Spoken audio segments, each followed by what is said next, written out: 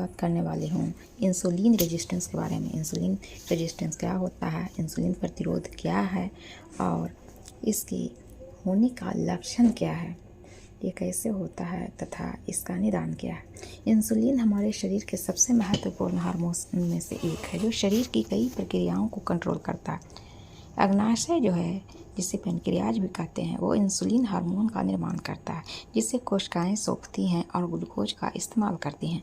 Insulin resistance या insulin प्रतिरोध एक ऐसी समस्या है जिसमें आपकी मांसपेशियां, वसा और लीवर में मौजूद कोशिकाएं इंसुलिन के प्रति सही तरीके से वह प्रतिक्रिया नहीं देती और खून में मौजूद ग्लूकोज का ऊर्जा बनाने के लिए इस्तेमाल नहीं कर पाती हैं। इसकी भरपाई के लिए पेनक्रियाज और ज़्यादा इंसुलिन का निर्माण करने लगता है और समय के साथ आपके शरीर में ब्लड शुगर का लेवल बढ़ जाता है।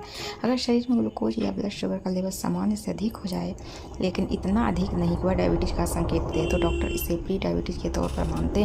लेकिन समय रहते इसे कंट्रोल ना किया जाए तो यह आखिरकार टाइप 2 डायबिटीज़ का भी कारण बनता है। हालांकि जीवन शैली में बेहद आसान और छोटा सा बदलाव करके भी इंसुलिन रेजिस्टेंस की स्थिति में बहुत हद तक सुधार किया जा सकता है।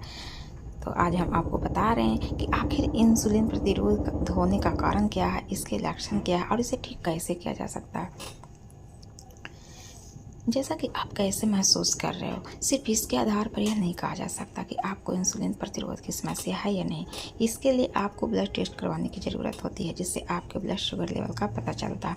हालांकि कुछ संकेत और लक्षण ऐसे हैं जो इंसुलिन रेजिस्टेंस की समस्या की ओर इशारा करता है, जैसे में कि खाना खाते ही नींद आने लगना, ब्लड प्रेशर की रीडिंग 130/80 से अधिक होना, पुरुषों की कमर की नाप 40 इंच और महिलाओं की 35 इंच से अधिक हो जाना, फास्टिंग ग्लूकोज का level 100 milligram DL super, HDL या गुड कोलेस्ट्रॉल का लेवल पुरुषों में 40 मिलीग्राम डीएल और महिलाओं में 50 मिलीग्राम डीएल से कम हो।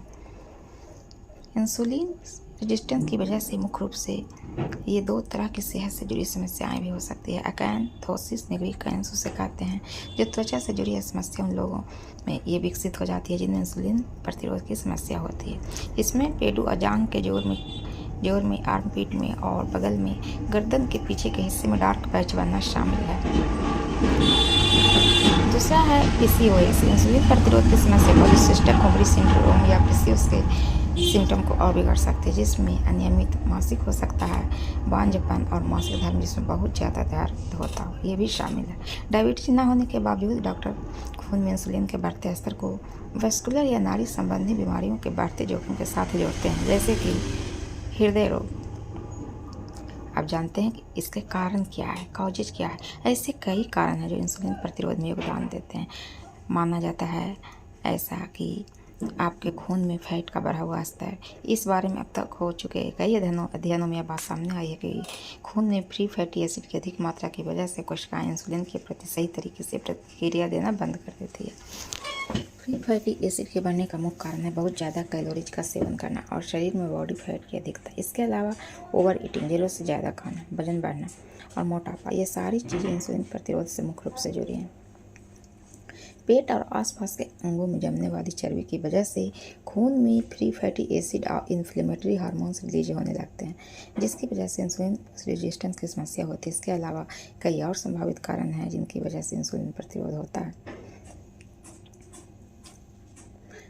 फ्रक्टोज, इंसानों और चूहों दोनों में फ्रक्टोज का अधिक सेवन करना भी इंसुलिन प्रतिरोध से लिंक्ड है। इन्फ्लेमेशन, ऑक्सीडेटिव स्ट्रेस और शरीर में इन्फ्लेमेशन का बढ़ा हुआ लेवल भी इंसुलिन प्रतिरोध का कारण बन सकता है।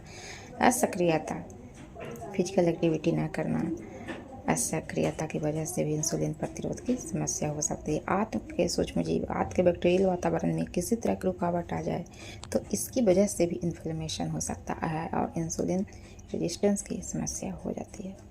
इसके अलावा कई और जेनेटिक और सोशल फैक्टर्स के कारण भी इंसुलिन रेजिस्टेंस की समस्या हो सकती है। अब जानते हैं कि इसका निदान क्या है। इंसुलिन प्रतिरोध की समस्या को डायग्नोज करने के लिए कई तरह के टेस्ट किए जाते हैं। A1C टेस्ट, यह पिछले 3 महीनों में एक व्यक्ति का औसत ब्लड शुगर का स्तर को मापता है। फास्टिंग ब्लड ग्लूकोज टेस्ट, जब कोई व्यक्ति 8 घंटे या इससे अधिक समय तक फास्ट करता है तो उसके बाद डॉक्टर ग्लूकोज के लेवल को चेक करते हैं। अनियमित ग्लूकोज टेस्ट, इसमें डॉक्टर दिन के किसी विशेष समय के दौरान खून में ग्लूकोज के स्तर की जांच करते हैं।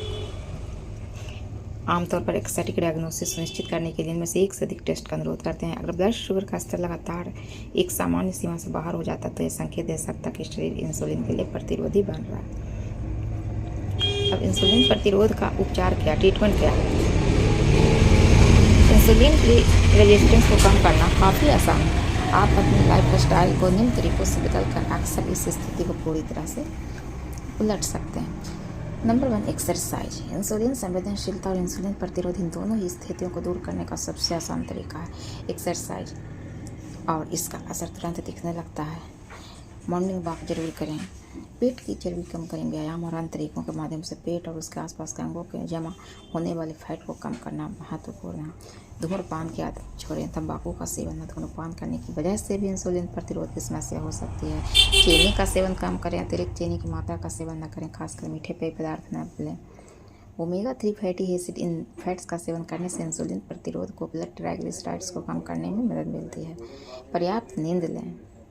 स्वस्थ और संतुलित डाइट का सेवन जरूर करें। साबुत अनाज, बिना प्रोसेस वाले खाद्य पदार्थों से भरपूर स्वस्थ और संतुलित डाइट का सेवन करें, जिसमें सूखे मेवे और फैटी फिश शामिल हो।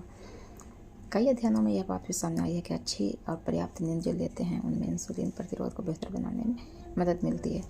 स्ट्रेस को कम करें। अगर आप स्ट्रेस को कम करेंगे तो इंसुलिन रेजिस्टेंस में काफ़ी मदद मिलेगी।